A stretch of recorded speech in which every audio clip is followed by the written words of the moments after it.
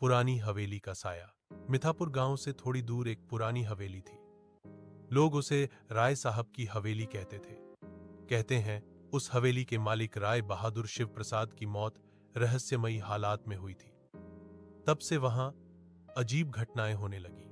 रात होते ही हवेली की टूटी खिड़कियां अपने आप खुल जाती, अंदर से कदमों की आहट आती और कभी कभी ऊपर वाली खिड़की में सफेद साया दिखाई देता। गांव के बच्चे उधर जाने से डरते थे, पर एक दिन चार दोस्तों आरव, कबीर, सुहानी और मीरा ने तय किया कि वे सच्चाई जानकर रहेंगे।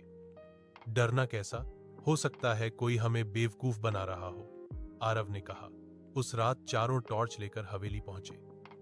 हवेली का बड़ा दरवाजा आधा टूटा हुआ था। जैसे ही उन्होंने उसे धक्का दिया, चर्रर्रर्र, दरवाजा खुद ब खुद खुल गया। अंदर धूल जमी थी। दीवारों पर पुराने चित्र टंगे थे। एक तस्वीर में राय बहादुर शिव प्रसाद की आंखें ऐसी लग रही थीं जैसे वे सीधे उन्हें घूर रही हों। अचानक ऊपर से किसी के दौड़ने की आवाज आई। तुम लोगों ने सुना? मीरा ने कांपते हुए पूछा। तभी सीढ़ियों पर धीमे धीमे कदमों की आहट आने लगी। टिक टिक टिक। चारों की सांसें तेज हो गईं। सुहानी ने हिम्मत करके कहा, चलो ऊपर चलते हैं। जैसे ही वे ऊपर पहुंचे, एक कमरा खुद बंद हो गया। दरवाजा जोर से धड़ाम की आवाज के साथ बंद हुआ। कमरे के अंदर एक पुरानी अलमारी थी।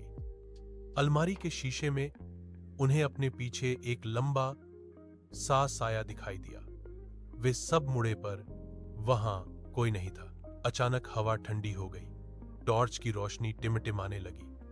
कमरे की दीवार पर किसी ने जैसे नाखूनों से लिखा हो, यहां से चले जाओ। अब डर हकीकत बन चुका था। कबीर ने दरवाजा खोलने की कोशिश की, पर वह जाम था। तभी अलमारी का दरवाजा धीरे धीरे खुला और अंदर से एक पुरानी डायरी गिर पड़ी। आरव ने डायरी उठाई। उसमें लिखा था कि राय बहादुर को उनके ही नौकर ने धोखा दिया था।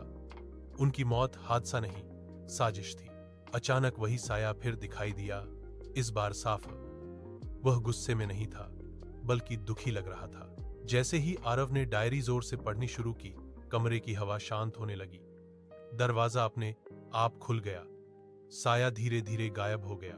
चारों दोस्त भागते हुए हवेली से बाहर निकले। पीछे मुड़कर देखा तो हवेली की ऊपर वाली खिड़की बंद हो चुकी थी। अगले दिन गांव के लोगों ने पुलिस को बुलाकर हवेली की जांच करवाई। डायरी के आधार पर पुराने राज खुलने लगे। उस दिन के बाद हवेली में कभी कोई साया नहीं दिखा, पर आज भी